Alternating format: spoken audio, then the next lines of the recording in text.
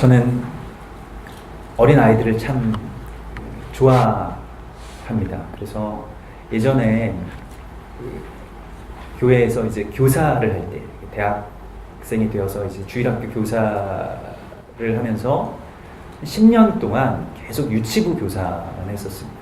그래서 6살, 7살 아이들하고 같이 율동하고 그 아이들하고 이렇게 대화하는 것이 저한테는 딱 맞더라고요. 그래서 아이들과 그렇게 만나는 시간들을 참 즐기고 좋아했었는데,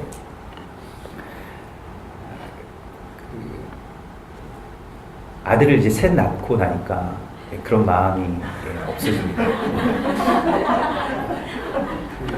집에 들어갈 때 한숨을 한번 쉬고 각오를 하고 올라가야만 그 시간들을 이제 함께 할 수 있죠. 그래서 예전에는 그렇게 좋았던 아이들이 요즘에는 보면 왠지 피하고 싶고, 왠지 좀 내가 가까이 가지 않고, 예전에는 막 이리 와봐 이렇게 하고 쓰다듬어주고 얘기하고 같이 놀고 이런 걸 참 좋아했었는데 그 마음들을 다 잃고 말았습니다.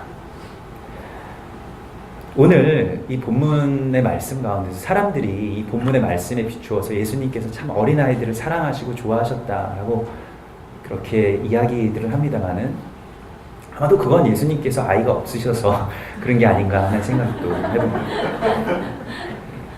아이들이 참 좋죠. 좋은데 한 30분 정도는 좋습니다. 근데 그 이유가 되면 그 다음부터는 이제 전쟁이죠. 평화가 다 사라지고 아무 일도 할 수가 없는 상황 가운데 들어가게 되는데, 예수님께서 물론 아이들을 사랑하셨습니다. 어린이들을 사랑하셨지만은 오늘 이 말씀은 어린아이들의 순수함과 예수님이 어린아이를 얼마나 사랑하셨는지에 대한 말씀을 하신 것이 아닙니다.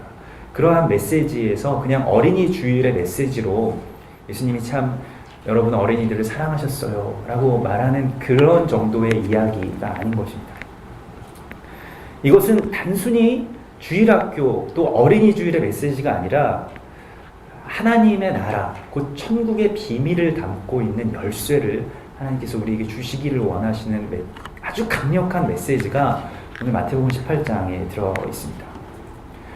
우리 교회가 이 분당에 입당하게 된 것이 지난 그 7월부터 지금 한 6개월 정도가 되었는데, 6개월 동안 아주 그 짧은 시간이지만 오늘 이 본문이 두 번째 설교를 하는 것입니다. 여러분들은 다행히 기억하시지 않으시겠지만 7월 15일 말하자면 설교 두 번째 그 설교했던 본문의 말씀이 바로 마태복음 18장입니다. 또 이 말씀을 증거하라고 하시는데, 물론 같은 메시지는 아닙니다만 이 말씀에 아주 깊은 비밀들이 담겨져 있는 것을 예수님께서 오늘 우리 가운데 말씀하고 있습니다. 이것은 어린아이와 천국에 대한 말씀인데, 비밀인데, 천국이 우리가 죽어서 가는 곳이라고 생각했던 것은 아주 동양적인, 말하자면 도교나 그런 쪽의 사상입니다. 그러니까 죽어서 천당을 가게 되면 영라대왕이 그곳에 있고, 죄를 지은 사람은 지옥에 가고 죄가 없는 사람은 천국에 간다. 이런 생각 가운데서 성경을 보게 되면 하나님 나라를 완전히 이해하지 못하게 됩니다. 천국이라고 하는 곳은 죽어서 가는 나라가 아닙니다. 우리 가운데 임하시는 하나님의 나라입니다. 그래서 예수님께서 이 땅 가운데 오셨을 때에 회개하라, 하나님의 나라가 가까이 왔느니라, 너희가 죽을 때가 다 되었다, 이런 말씀이 아니에요. 그것은 하나님의 나라가, 이 땅이 하나님의 나라죠. 그런데 이 땅을 우리가 빼앗기고 하나님의 나라인 이 세상이 죄와 사망의 그 법 가운데서 공중권세 잡은 사단이 통치하는 그러한 그 권세가 빼앗겼던 것이 다시 돌이켜진다는 말씀입니다. 그래서 하나님의 나라는 지금 우리가 그리스도 예수와 함께 살아가는 나라입니다. 그것이 하나님의 나라죠. 그러면 죽은 이후에 가는 곳이 하나님의 나라가 아니라면, 오늘 예수님께서 너희가 어린아이와 같이 되지 아니하면 결단코 하나님의 나라에 들어갈 수가 없느니라고 하신 말씀은 윤리적인 말씀, 곧 우리가 순수한 마음을 회복해야만 하나님의 나라로 들어갈 수 있다라고 하는 차원의 이야기가 아닌 것을 우리가 알게 됩니다. 주님께서는 오늘 하나님의 나라의 비밀을 선포하고 계십니다. 그것은 돌이켜서 어린아이가 될 때 하나님의 나라로 우리가 들어갈 수 있게 된다라고 말씀을 하시는 것입니다. 그러면 어린아이와 같이 된다는 것이 무엇입니까? 우리가 돌이켜서 어린아이와 같이 된다는 것에 대한 참된 비밀이 무엇인지 오늘 이 본문에서 우리가 찾아낼 수 있습니다. 그것은 마태복음의 오늘 이 그 본문 전체의 본문을 다 보셔야 돼요. 마태복음 18장에는 바로 어린아이가 되어서 천국에 들어가는 것의 비밀을 하나님께서 우리가 말씀하고 있습니다. 먼저는 어린아이와 같이 된다는 것이 무엇이냐면 첫 번째로는 그것이 자기를 낮추는 사람이라고 주님께서 말씀하십니다. 4절에 누구든지 이 어린아이와 같이 자기를 낮추지 아니하면, 자기를 낮추어야 하나님의 나라로 들어갈 수 있다고 하는데, 근데 이것 또한 겸손함에 대한 말씀이 아닙니다. 자기를 낮춘다라고 하는 것이 그냥 우리가 생각하는 단순한 겸손함에 대한 이야기가 아닙니다. 그러니까 겸손함이라고 하는 것은 그것도 이제 동양적인 관점에서 우리가 보면 그 겸양의 미덕이라고 해서 내가 가진 것보다 내가 가진 것을 다 드러내지 않고 자랑하지 않고 그저 나는 부족한 사람입니다. 이렇게 이야기하는 것, 또 그렇게 그냥 사람들 앞에서 본래 내 생각은 그렇지 않지만은 그런 사람들 앞에서 이렇게 자랑하거나 뭐 그러지 않는 것을 겸손함이라고 이렇게 생각을 합니다만은, 그러나 하나님께서 우리를 창조하시고 또 우리에게 주신 그 권세를 깨닫고 나의 존귀함을 발견하는데 동양적인 겸손함은 오히려 방해가 될 때가 많이 있습니다. 이것은 하나님의 정확한 뜻이 아닙니다. 우리가 생각하는 겸손함과 하나님이 생각하는 겸손함, 성경의 겸손함은 조금 다르다는 것이죠. 하나님께서는 우리를 정말로 이 땅을 통치할 왕으로 세우셨습니다. 내가 얼마나 존귀한 존재인지를 깨닫게 되는 것이 오히려 참된 겸손입니다. 그것은 우리가 이 땅 가운데서 나의 힘으로 또 나의 능력만으로 인정을 받고 사람들에게 그렇게 칭송을 받고 또 무엇인가를 성취하고 하는 것을 훨씬 넘어서는 일들입니다. 우리가 그렇게 생각한다면 우리는 그 가운데서 그 참된 겸손을 깨닫지 못하게 되는 것이죠. 오늘 이 자기를 낮추는 사람에 대한 참된 비밀은 무엇이냐면 이 자기를 낮추는 사람과 더불어서 계속해서 이어서 예수님께서 말씀하시는 것이 작은 자를 업신여기지 않는 것을 말씀하십니다. 그러니까 오늘 이 본문의 말씀에서 우리가 좀 혼돈스러울 수가 있는 것이 이 작은 자가 어린아이다 라고 생각하는 것에서부터 이 본문의 이해가 잘못되기 시작합니다. 작은 자는 어린아이가 아닙니다. 이것은 이제 헬라어의 그 원문을 보면 알 수가 있네요. 작은 자, 이게 하나님, 예수님께서 우리에게 오늘 어린아이와 같이 되라고 하셨을 때 그것은 어린아이입니다. 그리고 그런데 너희는 작은 자 하나를 영접하는 자가 되라 할 때의 이 작은 자는 어린아이를 영접하는 자가 되라고 말씀하신 것이 아니라 이것은 미크론이라고 해서 뭐 마이크로의 그런 어원이 되는 그 헬라어 미크론이라는 것이 돼서 작은 자, 정말로 말 그대로 작은 자인데 이 작은 자는 소수자들을 말하는 것입니다. 장애인, 그리고 또 뭐 눈먼 자, 팔 다리가 없는 자, 뭐 병든 자, 이런 장애인들을 말하는 것입니다. 그래서 돌이켜서 어린아이와 같이 된다라고 하는 것은 우리가 동심의 순수한 마음과 그 때묻지 않은 상태로 돌아가서 순결하고 순수한 사람이 된다라고 하는 그런 의미가 아니고, 돌이켜서 어린아이와 같이 된다라고 하는 것은 바로 이 작은 소수자들을 영접할 수 있는 사람이 된다, 영접할 수 있는 교회가 된다라고 하는 의미입니다. 오늘날에는 소수자들에 대하여서, 장애인들에 대하여서 사회적으로 공적으로 배려해야 되고 그들을 보살펴야 하는 것이 우리의 어떤 윤리로 그렇게 받아들여집니다만은, 지금 예수님께서 선포하실 당시의 이스라엘의 상황은 그와는 정반대였습니다. 그러니까 저는 자, 다리가 없거나 팔 다리가 없거나 아니면 눈을 못 보거나 귀머거리인 자들은 죄인으로 취급을 받았습니다. 그러니까 이들이 어디에서 죄가 생겼는지는 잘 모르지만 죄값으로 이 일들이 일어난다.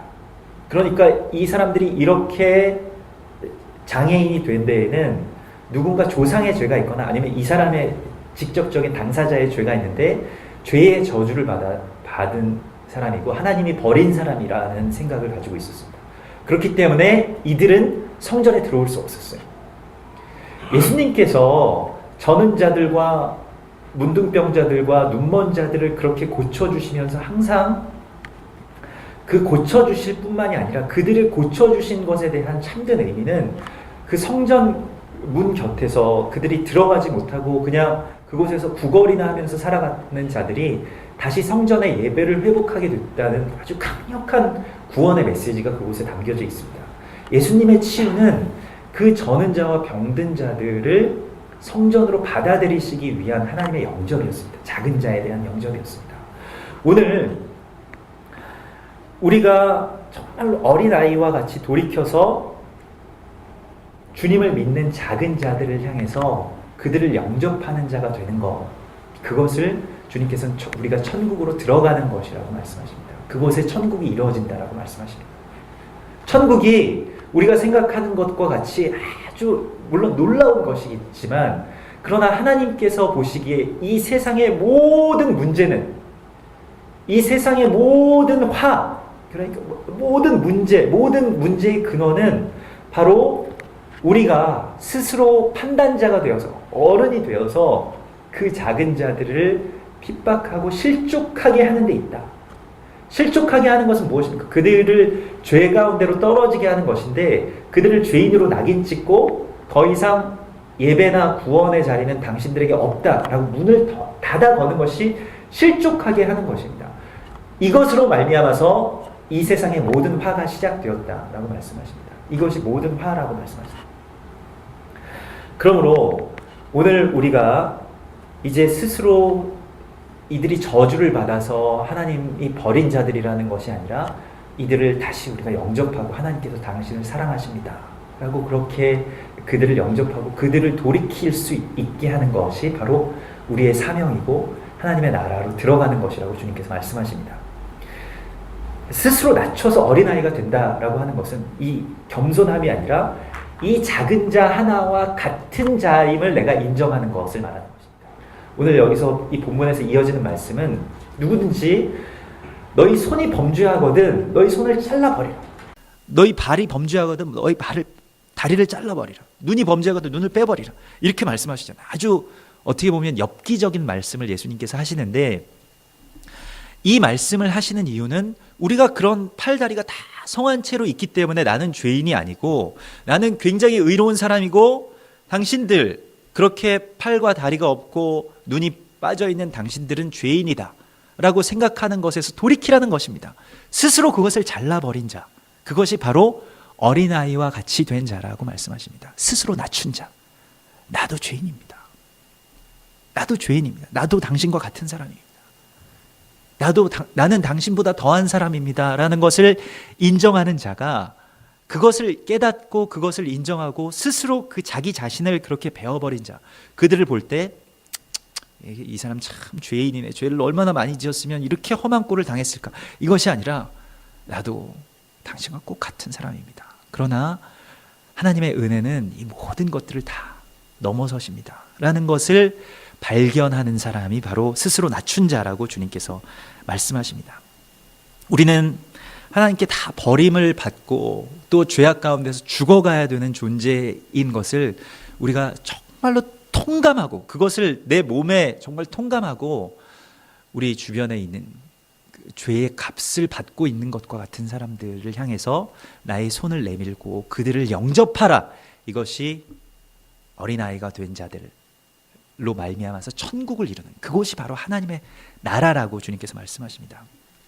예전에 제가 이제 뭐 신학교에 들어갔을 때 그 신학교에서 그 이제 겸임 교수를 하시던 그 신학학 교수님이 한 분 계셨습니다. 그분이 이제 목회자이시면서 이제 그 학생들을 위해서 신학생들을 위해서 출강을 하시는 분이었는데 그분이 항상 그 신학기가 되면 신입생들이 다 들어오고 또 자기 수강생들이 다 새로 들어오면 매년 첫 학기가 되면 항상 수업을 시작하실 때 강단에 올라서셔서 말씀하시는, 아주 지극히 좀 나이가 이렇게 염세가 있으시고 머리가 아주 새하얀 교수님이셨는데, 이북 출신의 교수님이셨습니다. 그런 목회자이셨는데 얼굴이 너무 선하게 생기셨어요. 정말로 성자와 같이 생기셨는데, 그분이 올라오셔서 항상 울먹이시는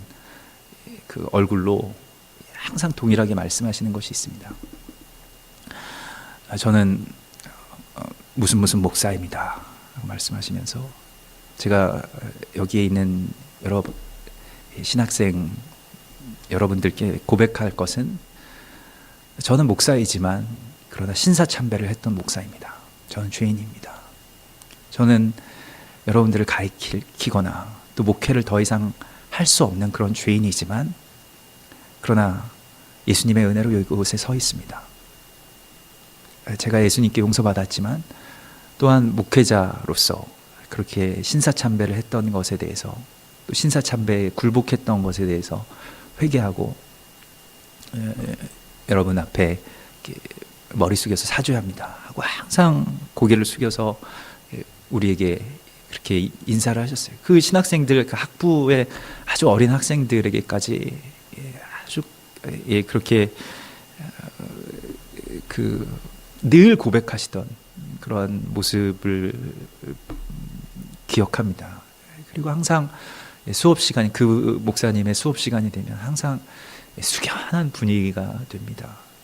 그리고 무언가 정말 많은 슬픔들이 있지만, 그러나 그곳에서 우리가 저 목사님이 죄인이지 이렇게 누구도 비난할 수 없고, 늘 그렇게 존경했던 그런 한 교수님으로 이렇게 기억이 납니다. 우리가 오늘 예수님께서 말씀하시는 것은, 우리가 잃은 양 한 마리를 찾는다는 것이 바로 이와 같은 것이라고 말씀하십니다. 어린아이와 같이 된 자는 잃은 양 한 마리를 찾아서 헤매는 아주 철없는 목자와 같이 99마리가 다 있어도 그 한 마리의 어린 양을 위해서 이 99마리를 다 버리고라도 그를 향해서 떠날 수 있는 목자라고 말씀하십니다. 삭군 목자는, 그러니까 고용된 목자는 그 양을 치는 것이, 이 광야에서 이 양을 친다라고 하는 것이 아주 어려운 일이기 때문에 어느 정도 10% 이상, 10% 정도에서 계약을 할 때, 주인과 계약을 할 때 양의 10마리가 있으면, 100마리가 있으면 한 10마리 정도는 잃을 수 있다, 이러한 계약을 대부분 맺고 이제 그 양을 쳤다고 합니다. 그러나 오늘 이 목자는 양이 다 있는데 그 99마리를 내버려 두고 한 마리를 향해서 미친 듯이 그 양을 찾아서 나서는 목자라는 것이에요. 이러한 목자는 정말로 주인의 입장에서 볼 때는 미덥지가 못하죠. 아니, 그 99마리 또 잃으면 어떡하려고. 한 마리 잃은 것은 그냥 잊어버려라. 그냥 잃어버린 것은 그냥 그대로 놔두고 99마리를 기르자. 이것은 아주 실용적인 그런 관점에서 그 양을 보는 것이죠. 그러나 이 잃은 양 한 마리를 찾아 나서는 목자는 그러한 것이 없어요. 그런 어떤 계산, 그렇게 해서 이것이 좋은지 저것이 좋은지 따지고 이러할 겨를이 없습니다. 그냥 양을 사랑하기 때문에 양 한 마리가 잃었다는 것 외에는 그에게 아무것도 없는 것이에요. 계산이 되지 않는 것이죠. 한 마리와 99마리를 비교하는 계산을 하지 않는, 어쩌면 어린아이와 같은 목자의 모습이 바로 예수 그리스도의 모습인 것입니다.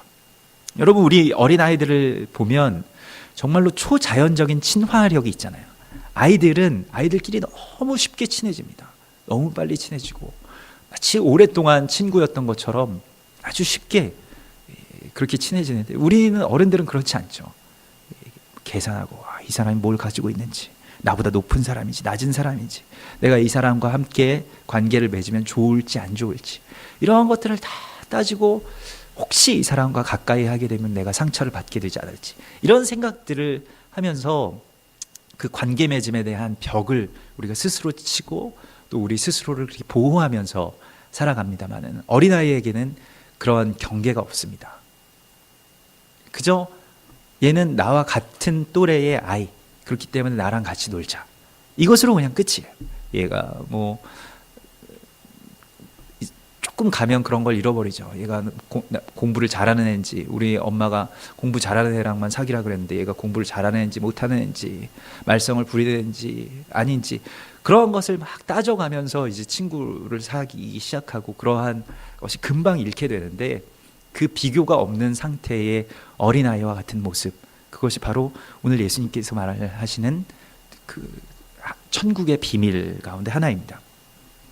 오늘 참된 교회의 사명이 바로 여기에 있다라고 주님께서 말씀하시는데요. 이 말씀들이 다 그 뜬금없이 마태복음 18장의 말씀과 비유들이 이어지는 것이 아니라 다 연결되어 있는 하나의 메시지로 우리가 이것을 받을 수 있어야 됩니다. 죄인을 향해서 우리의 사명이 있는데 그것이 곧 교회의 사명이라고 말씀하십니다. 그래서 오늘 이제 그 20절의 말씀이 두세 사람이 내 이름으로 모인 그곳에는 나도 반드시 너희와 함께 있으리라고 하신 그 교회에 대한 선포인데요. 이 마태복음에서 교회가 가지고 있는 사명은 무엇이냐면 바로 이 잃은 양 한 마리를 찾아가는 목자로서의 교회가 되라는 것입니다. 여기에 천국이 있기 때문에 죄인 한 사람을 향한 우리의 사명이 있다는 것입니다. 그것이 진정한 교회의 사명인 것입니다. 교회가 물론 그리스도 예수의 몸으로서 여러 가지의 사명들이 있습니다.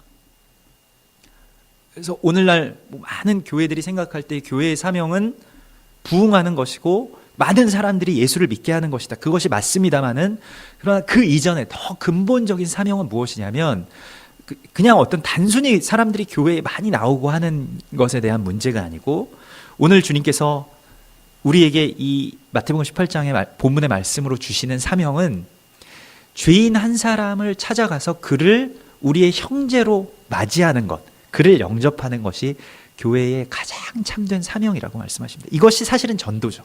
이것이 사실은 선교이고, 이것이 사실은 열방의 회복에 대한 가장 근본적인 출발점입니다. 단순히 부흥을 하는 것이 중요한 것이 아니고 그 사람이 하나님의 존귀한 자녀인 것을 깨닫게 되는 대로 우리가 건져오는 것이 참된 전도인 것입니다.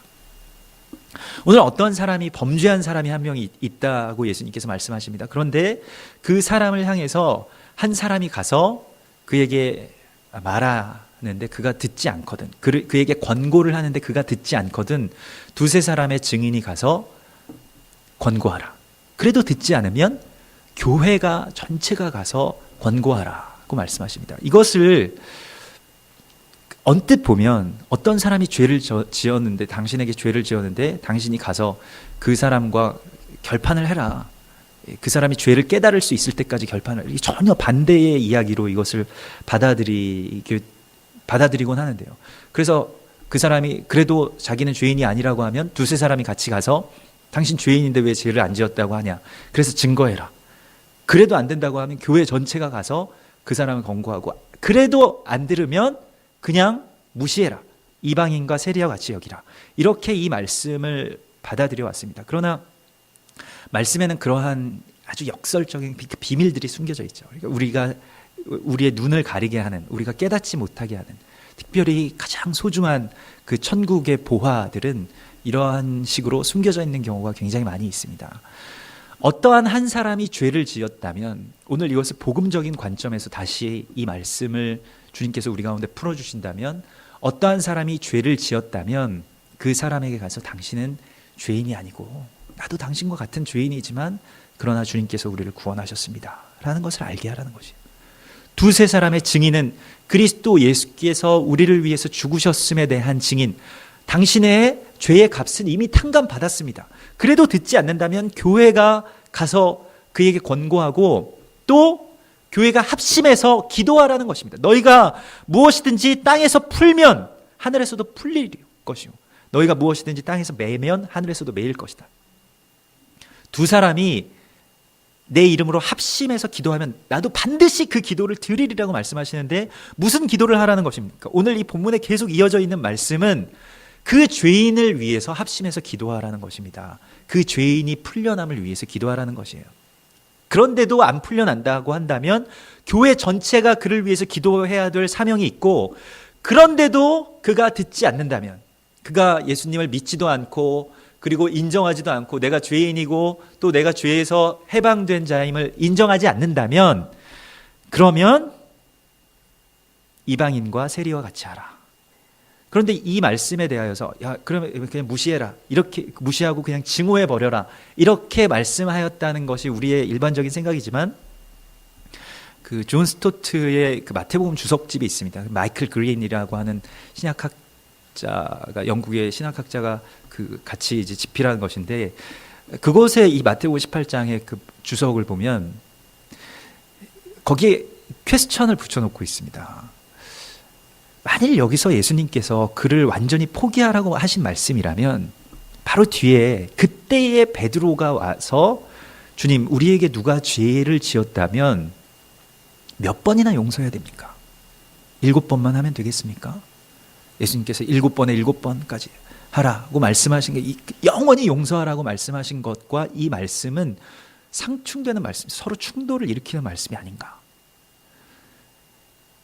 그러면 이 말씀이 다 동일한 자리에서 동일한 그 맥락에서 계속해서 이어지고 있는 말씀인데 이 말씀의 참된 뜻이 무엇이냐?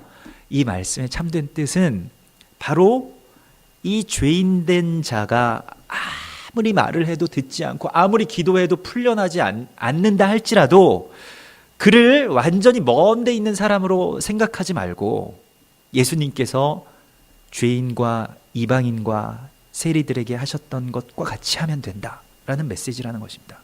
마태복음 전체에서 예수님께서 사람들로부터 들으신 별명이 무엇입니까? 죄인과 이방인과 세리들의 친구. 아무도 그들과 함께 가서 먹거나 마시거나 교제하지 않았습니다. 이 사람들이 죄인이기 때문에, 또 내가 이 죄인과 또 특별히 오늘 그 소수자들, 장애인들, 문둥병자들 만나게 되면 사람이 부정해진다고 생각했기 때문에 그들을 다 피해 다녔어요. 그들이 저쪽에 있으면 나는 부정해서 같은 자리에 갈 수도 없고, 그리고 같이 밥을 먹는다, 같이 한 자리에서 이야기를 한다, 그의 몸에 손을 댄다, 이런 일은 있을 수가 없는 것입니다. 전혀 다른 세계에 살고 있는 사람으로 생각을 했는데 예수님만은 죄인과 세리들 집에 가서 그들과 함께 먹고 마시고 문둥병자의 몸에 손을 대고 다리 저는 사람들, 눈먼 자들 다 고쳐주시고 안아주시고 또 당신의 그의 귀에 손을 넣어주시고 열리라고 말씀하시고 이러한 일들을 계속 하셨다는 것입니다. 이것이 바로 죄인과 세리들, 이방인과 세리들을 향해서 우리가 해야 될 일의 본을 보여주신 예수님의 말씀입니다. 그래서 당장 그들이 듣지 않는다고 할지라도, 그들이 그 권면을 듣지 않는다고 할지라도, 그들에게 당장 어떤 열매가 없다 할지라도 그냥 가서 그들과 같이 시간을 보내라는 것이에요. 그것이 어린아이의 모습입니다. 여기가 꼭 당신이 지금 당장 예수를 믿으라는 것이 아닙니다. 물론 믿으면 좋겠죠. 그러면 그가 지금 나의 형제가 되겠지만 그렇지 않는다 할지라도, 너무 완악하고 너무 결박이 세어서 그것을 할 수 없다 할지라도 계속해서 가서 함께 교제하라는 것입니다. 이것이 선교이고 이것이 전도이고 또한 이것이 마지막에 열방의 회복의 열쇠라고 주님께서 말씀하십니다. 우리는 이 세상에서 정말로 그 죄에 매여서 자기 혐오의 노예로 살아가는 자들을 풀 수 있는 권세가 있습니다. 교회가 그 권세가 있습니다. 교회가 합심해서 기도하면 그들이 풀리게 되어 있습니다. 그런데 교회가 그 죄에 대한 책임이 없는 것처럼 그냥 죄인은 죄인이고 내 죄도 좀 버겁다 이렇게 생각하면서 우리는 철저하게 그냥 외면하면서 살아왔죠. 이 죄인들에 대한 의무는 하나님에게만, 예수님에게만 있다라고 생각을 해왔습니다. 물론 그것은 맞습니다만은, 그러나 오늘 주님께서 마지막 때의 교회의 사명으로 주신 것은 우리가 돌이켜서 어린 아이가 되는 자리로 나아가는 것인데, 그것은 무엇이냐면 죄에 대한 참된 평가와 권세는 하나님에게만 있다 라고 하는 그 고백과 그 상태로 돌이키는 것입니다. 그것이 어린아이의 상태인데, 그 어린아이의 상태는 무엇이냐면 하나님께서 우리를 창조하셨을 때에 가장 만족스러웠던 상태, 창세기 3장에서 범죄하기 이전의 상태로 돌아가는 것입니다. 범죄한 다음에는 사람이 선악을 아는 나무 열매를 취한 다음에는 실제로 어떻게 되었습니까? 선악을 알게 되었죠. 그러니까 그것이 진리가 아님에도 불구하고 어떤 사람은 이래서 안 좋고 저 사람은 저건 좋은데 저건 좀 잘못됐고, 이러한 우리 판단의 보좌에 앉아서 사람들을 늘 재단하고 있죠. 그래서 두세 사람이 모인 곳에는 항상 뒷담화가 있습니다. 남에 대한 이야기들을 계속하고, 두세 사람이 모여서 교회에서도 두세 사람만 모이면 뭐 어떤 집사, 뭐 어떤 목사, 누구는 뭐가 잘못됐고, 그런 이야기들만 계속하고 있죠. 이것이 우리가 선악과의 저주 가운데서 살아가고 있는 우리의 현실입니다. 우리 모두의 이야기입니다. 그러나 이것에서 돌이킴을 받는다라고 하는 것은 이 선악을 알게 하는 나무 열매를 다시 올려놓는다는 것을 말합니다. 그리고 어린아이와 같이 주님, 선악은 주님만이 아십니다. 이 판단의 보좌에서 우리가 내려오는 것입니다. 그리고 그 가장 극악한 죄인들인 우리를 위해서 자기의 목숨을 내어주신 그리스도 예수와 같이 그것을 다시 나무 위에 달아놓는 것이에요. 나의 판단의 자아를. 그리고 내가 다른 사람들을 그렇게 쉽게 죄인으로 내몰았던 것에 대한 나의 권세를 다시 돌려놓는 것입니다. 우린 그런 권세가 없습니다. 우리는 판단의 권세가 없어요. 다른 사람들을 정죄할 수 있는, 그 사람이 죄인이라고 판정할 수 있는 권세가 없습니다. 우리는 그렇게 창조됨을 받지 않았어요. 그러나 우리가 그저 우리 스스로 그 선악을 알게 하는 나무 열매를 그냥 취하였을 뿐입니다. 다시 그것을 되돌린다는 것은 그가 죄인이든 의인이든 그는 그리스도 예수께서 그를 위해서 죽으신 자인 것을 인정하는 것입니다. 그리로 돌아가는 것이에요. 그것이 어린아이로 돌이킨다는 것에 대한 참된 의미입니다. 여러분, 마지막 때의 교회의 사명은 바로 이와 같이 죄에 대해서 우리가 평가하던 모든 것들, 판단하던 모든 것들을 다 되돌리고, 그리고 이제 이 죄에 대해서 완전히 승리를 이루신 예수 그리스도의 십자가의 승리를 선포하는 것에 있습니다. 내가 용서할 권세는 없지만 용서하신 예수를 증거할 권세가 우리 가운데 있습니다. 그리고 그것을 깨닫는 자들이 되게 하기 위해서 그들이 그 죄의 결박으로부터, 당신은 너무나도 죄인이고 당신 너무나도 잘못되었고 그래서 당신은 스스로를 혐오스럽게 생각해야 된다라고 하는 그 모든 참소로부터 그들을 풀어줄 수 있는 권세가 우리 가운데 있다는 것입니다. 우리가 합심해서 기도할 때 여기에 그 권세가 있다는 것입니다. 그래서 그들이 그것을 깨닫고 그들이 정말로 하늘에서 풀어주신 것과 같이 이 땅에서도 풀어질 수 있도록 기도하는 것이 마지막 때의 교회의 사명이라고 주님께서 말씀하고 있습니다. 이것은 그리고 더 거룩한 온 세상의 회복과 연결되어 있습니다. 온 세상의 잘못이 바로 여기에서부터 시작되었기 때문에 이것이 되돌려지는 것이 바로 하나님의 나라라는 것이에요. 이거 우리 쉽게 그냥 너무 가볍게 생각하지 않아야 됩니다. 이것을 단순히 그냥 교회의 어떤 윤리적인 것들, 그리고 남을 향해서 관대하라 이런 것이 아니라 하나님의 나라가 이 땅 가운데 임하시는데 이것이 참된 비밀이고 열쇠라는 것입니다. 이렇게 어린아이가 되지 않으면 하나님의 나라가 이 땅 가운데 이루어질 수 없고, 이 땅의 모든 죄악의 근원, 이 땅의 모든 화의 근원, 이 땅의 모든 멸망의 근원들 가운데서 계속 허우적대면서 살아갈 수밖에 없다는 것입니다. 마가복음 11장에 보면 무화과 나무가 말라버린 사건이 나오죠. 예수님께서 이제 십자가에 달리시기 얼마 전에 그곳에 예루살렘에 이제 들어가셨을 때에 무화과 나무에서 열매를 구하셨는데 열매가 없었습니다. 그래서 열매 맺지 못하는 무화과 나무를 향해서 예수님이 저주하시죠. 그래서 무화과 나무가 다음날 와보니까 말라 있어요. 그래서 제자들이 이제 묻습니다. 베드로가, 이게 마가복음 11장에 보면 베드로가 생각이 나서 어찌하여 저 무화과 나무가 말랐습니까? 라고 예수님께 그렇게 묻죠. 무화과 나무는 전통적으로 성경에서 이스라엘 국가를 상징합니다. 이스라엘의 이스라엘을 상징하는 나무죠. 우리나라가 소나무가 한국의 대표적인 나무인 것처럼 이스라엘의 말하자면 국가의 나무죠. 근데 그 무화과 나무가 말랐다, 무화과 나무가 말라서 죽었다라고 하는 것은 멸망한 이스라엘을 뜻합니다. 예수 그리스도에게 열매를 내지 못한, 메시아가 오셨을 때에 그 열매를 맺지 못한 이스라엘, 그것을 뜻하죠. 근데 예수님께서 무화과 나무가 어찌하여 말랐습니까? 라고 하는 베드로의 말씀에 어떤 대답을 하시는지가 너무나도 놀랍습니다. 열매가 없어서 말랐다 이렇게 말씀하시지 않으세요. 열매가 없어서 죽었다 라고 판정하시지 않습니다. 예수께서 그들에게 대답하여 이르시되 하나님을 믿으라 이렇게 말씀하십니다. 그러니까 하나님을 믿으면 무화과 나무를 말려 죽일 수 있다, 이런 권세가 있다, 우리 이렇게 생각했지만은 전혀 다른 말씀입니다. 예수께서 그들에게 대답하여 이르시되 하나님을 믿으라고 말씀하신 것은 이 무화과 나무가 아직 죽지 않았다라고 말씀하시는 것입니다. 이 무화과 나무가 죽은 것처럼 보일 뿐이라고 말씀하시는 것이에요. 내가 진실로 너희에게 이르노니 누구든지 이 산더러 들리어서 바다에 던져지라 하며 그 말하는 것이 이루어질 줄 믿고 마음에 의심하지 아니하면 그대로 되리라.